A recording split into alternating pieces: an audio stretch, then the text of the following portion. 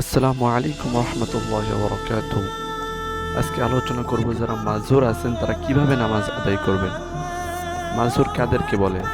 যাদের শরীরে কোথাও ক্ষত বা ফোড়া হয়েছে এবং সেখান থেকে অনবরত রক্ত, পুজ বা পানি সবসময় পড়তে থাকে এবং তা বন্ধ না হয়, বা লজ্জাস্থান দিয়ে ফোঁটা ফোঁটা পেশাব পড়তে থাকে এবং তা বন্ধ না হয়, অথবা পায়খানার রাস্তা দিয়ে আপনার বাতাস বের হতে থাকে এবং তা বন্ধ না হয়। বিভিন্ন ক্ষেত্রে বিভিন্ন সময়, যেমন চোখ ফুলে, কারোর চোখ ফুলে ব্যথা হয়ে চোখ থেকে সর্বদা পানি বা অন্য কিছু পড়তে থাকে। এই ক্ষেত্রে আপনি নামাজ আদায় করবেন কিভাবে? এই সমস্ত রোগ আমরা দেখতে পাই যারা মুরব্বীগণ আছেন তাদের কিন্তু বেশিরভাগ হয়ে থাকে। তারা বৃদ্ধ হওয়ার সাথে সাথে তাদের সমস্ত শক্তি কিন্তু দুর্বল হয়ে যায়। এই ক্ষেত্রে এই রোগগুলো কিন্তু মুরব্বীদের বেশি হয়ে থাকে। তো এই ক্ষেত্রে আমরা নামাজ আদায় করব কিভাবে? নামাজ আদায় করতে গেলে কিন্তু পাক পবিত্রতা গুরুত্বপূর্ণ। এখন আপনার এই রোগ হয়েছে, আপনি মাসালা জানেন না যে কিভাবে নামাজ আদায় করতে হয়, তো সেই বিষয় নিয়ে আমরা আজকে আলোচনা করব।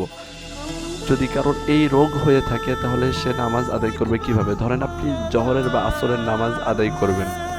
নামাজ আদায় করার সময় আপনি অজু করবেন। অজু করার পরে যখন আপনি আসরের নামাজ শেষ করবেন, আসরের নামাজ শেষ হওয়ার সাথে সাথে কিন্তু আপনার অজু ভেঙে যাবে। আপনি নামাজ শেষ করার সাথে সাথে আপনার অজু ভেঙে যাবে।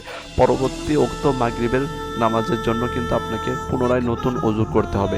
এই অজু দিয়ে কিন্তু নামাজ পড়লে নামাজ আদায় হবে না, পরবর্তী ওক্তের জন্য নতুন অজু করতে হবে।